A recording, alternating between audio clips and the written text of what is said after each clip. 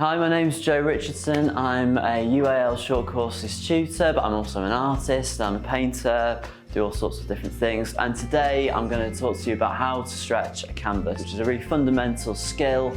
As a painter, you can buy stretchers from shops, but I think it's really important and really useful to learn how to do this process yourself, because you can work in all sorts of different shapes and scales and sizes. So I'm going to introduce you to some of the materials we'll be using today. So these are stretcher bars. They're pre-made. You can get them from a variety of different art shops, and they come in lots of different sizes and thicknesses. I've got 16 inches by 12 inches today. I've got some 12-ounce cotton duck canvas.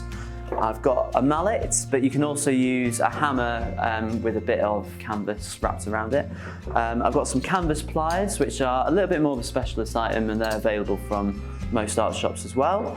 I've got a staple gun and the accompanying staples, and we've got a pair of scissors and some canvas sealer for when we're sealing our canvas later on. First thing we're going to do is take our mallet and our stretcher bars, and we're going to arrange them into the shape of the frame. So making sure we've got the shorter sides, well, we can arrange, shorter sides at the top and bottom, and the longer sides either side.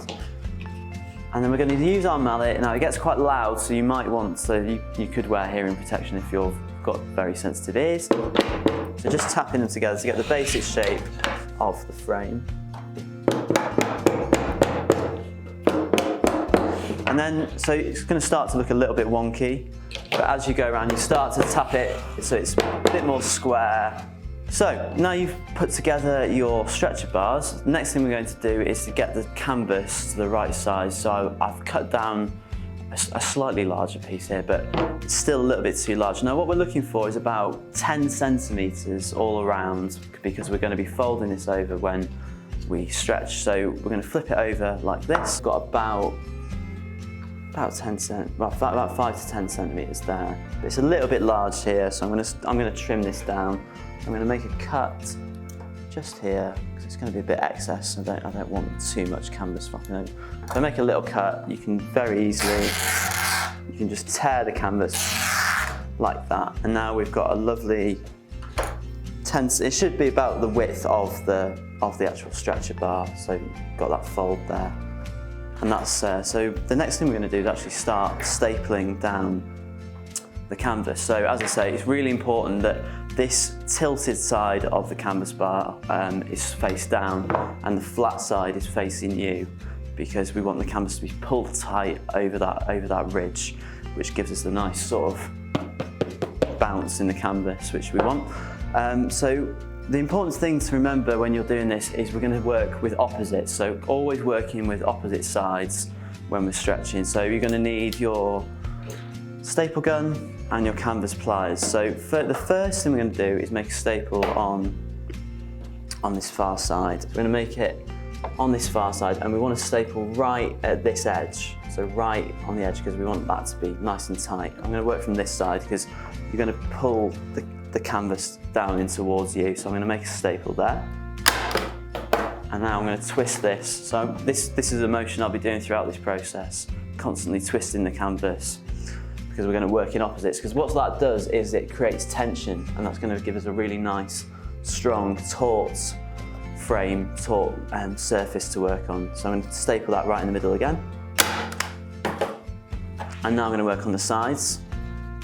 And at the moment I'm just using my hands because it's quite loose, so it's okay. I don't need to have too much tension there, but I also don't want to pull too hard, because I want to make sure I've got enough material on either side to work with and to stretch. So I'm just sort of gently folding there. So I've done those first three, but now on this fourth turn, this is where I'm going to use my canvas pliers. So the way we use these is there's an end here which is going to knock against the wood like that, and this side, this flat side, in this case with the logo, is going to be facing down to the table, and I'm going to grip the canvas between the pliers, so between these ridged edges, and put that in between the tool, and I'm going to pull with one hand on the stretcher bar, one hand on the canvas, and I'm going to sort of fairly firmly, but not too firm, because if I pull too hard, that canvas is going to rip. It's quite tough, and this is quite a small frame, but it can rip. So I'm going to pull it fairly taut, and with my other hand, and you know, you might, if you're working with a parent or a guardian, you might want them to staple, and you can pull it taut either way. And I'm going to staple there. So already I'm starting to get a bit of tension, but as you can see, it's quite loose.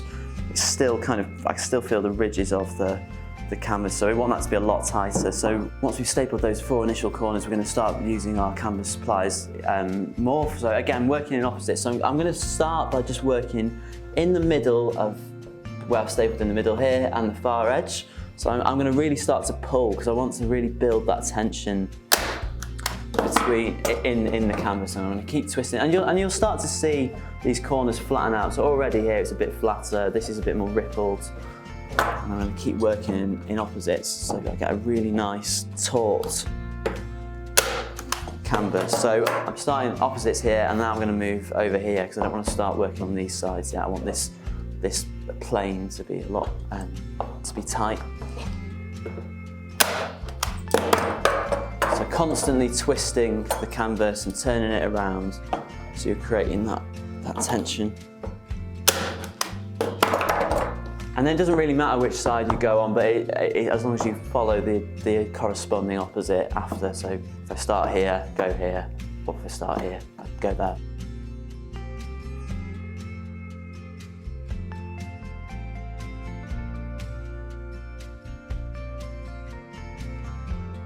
The edges, I mean, it's starting to look a lot already. It's a lot.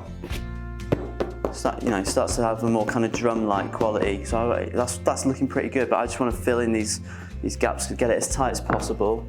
So I'm going to start to work in between these edges now.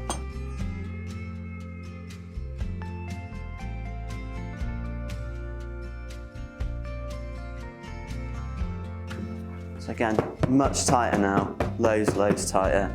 So what we want to start to do now is look for any ripples, but this is looking pretty good. But these corners might be dipping in a little bit, so I'm just going to come along a little bit further.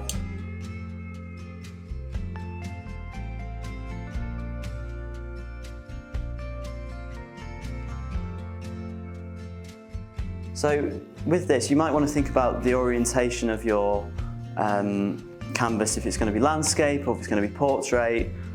A lot of my paintings are portrait, so I want the corners to fold over this way. So I'm going to fold this part in.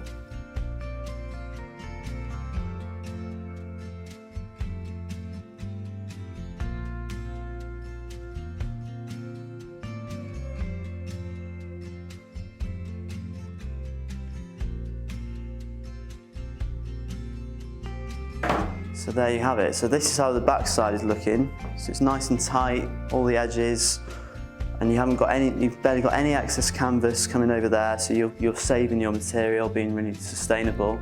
And on the flip side, the side you're going to paint on, it's nice and tight. The canvas at the moment is a very porous and absorbent surface, which if we put painting onto it, it's going to absorb a lot of the colour and the pigment, which might make our colours quite flat, which you might want.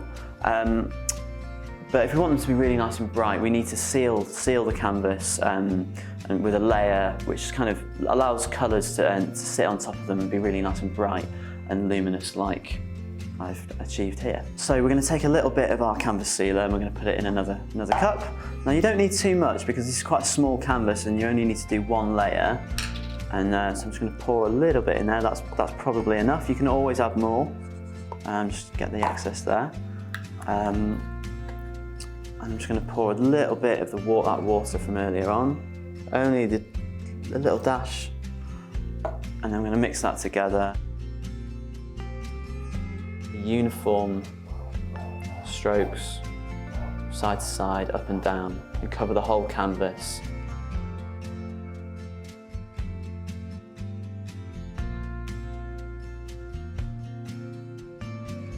And you don't need much, you don't want to have it too wet because it's going to take a while to dry in that case. And it's kind of like a glue, this canvas sealer. It can be used as a glue.